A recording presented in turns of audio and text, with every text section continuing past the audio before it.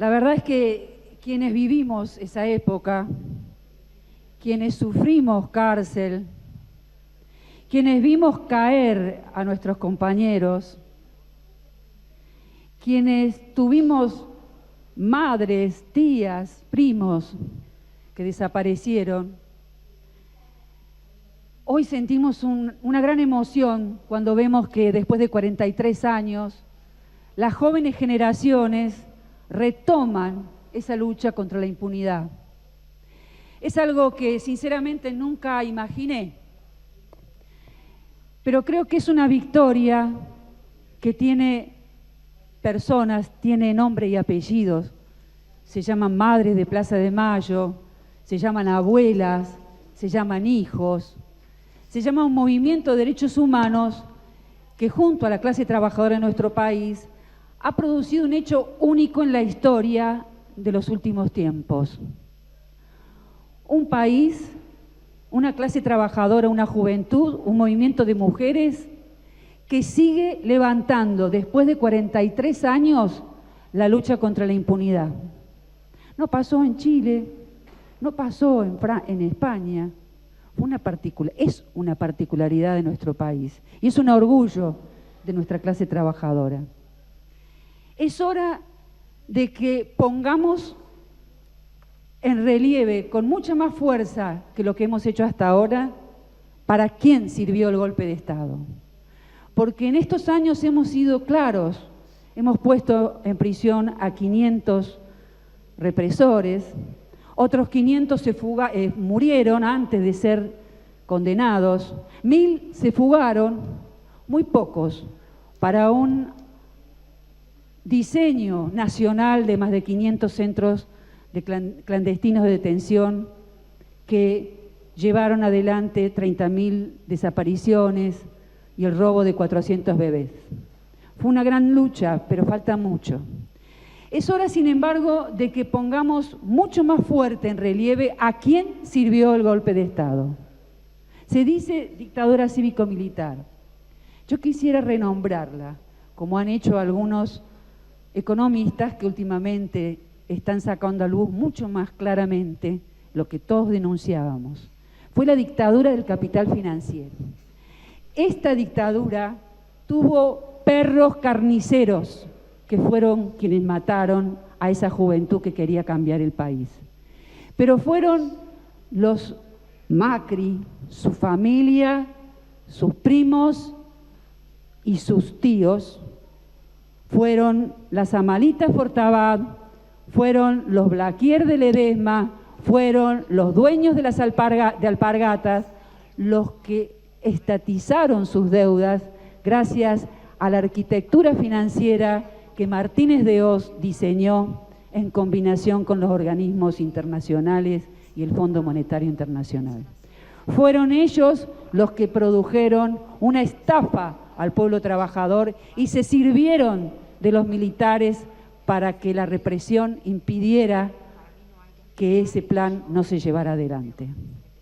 Y pasamos de 7.000 millones de dólares de deuda a 45.000. Una verdadera estafa, 7 veces aproximadamente el endeudamiento.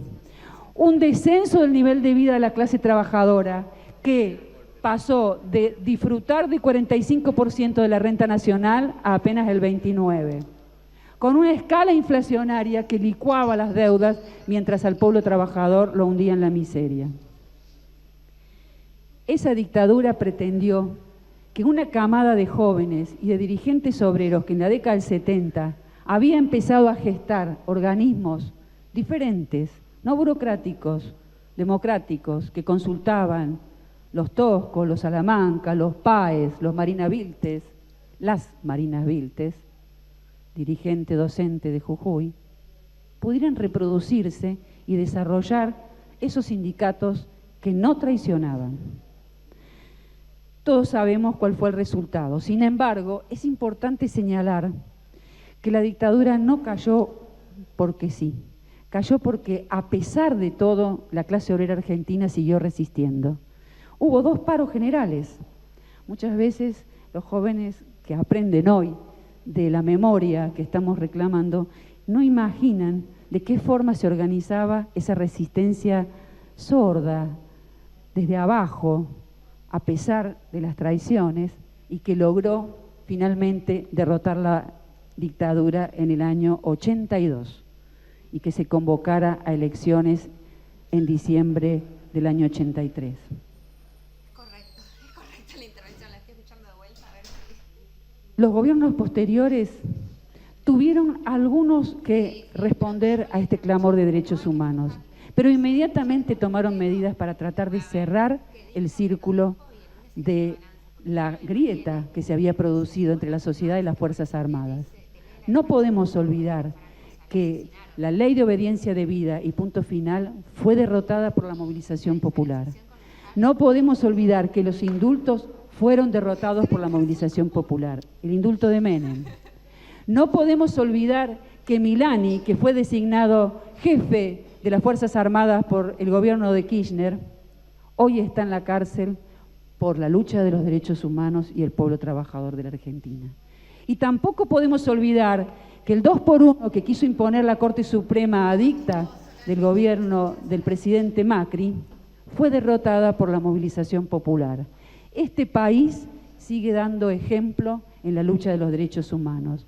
Una lucha que, sin embargo, se enlaza con la lucha de los trabajadores hoy, porque finalmente muchos de los propósitos de ese plan económico reviven hoy en quienes son endeudadores seriales y pagadores seriales, en una deuda externa que está llevando a nuestro pueblo a la peor de las miserias de la historia de nuestro país. Apuntamos, esperamos, a que del mismo modo que hoy el pueblo mapuche logró la victoria con la libertad y la absolución de Facundo Llanes Guala, que le costó la vida a Rafael Nahuel y a Santiago Maldonado, ese mismo ejemplo que hoy tenemos de una lucha victoriosa pueda seguir en todos los niveles que nuestra clase trabajadora está desarrollando. Que las mujeres puedan lograr el derecho al aborto legal, seguro y gratuito. Que podamos lograr la ley de emergencia para que pueda ser protegida la mujer víctima de violencia. Que podamos suspender todos los despidos para que los trabajadores no queden en la calle. Que podamos defender nuestro trabajo. Quiero cerrar rindiendo mi homenaje a los 100 compañeros asesinados del Partido Socialista de los Trabajadores, al cual yo pertenecí y del cual pertenece mi corriente Izquierda Socialista, a la compañera Ana María Martínez, cuya muerte fue parcialmente, logró su pequeña reivindicación el año pasado cuando logramos encarcelar a 2 de los militares en diciembre que la mataron. Rindo mi homenaje a Sonia Torres, la abuela de Córdoba, que todavía busca a su nieto, y a todas las madres y abuelas que siguen luchando contra la impunidad y la injusticia. Nada más, señor presidente.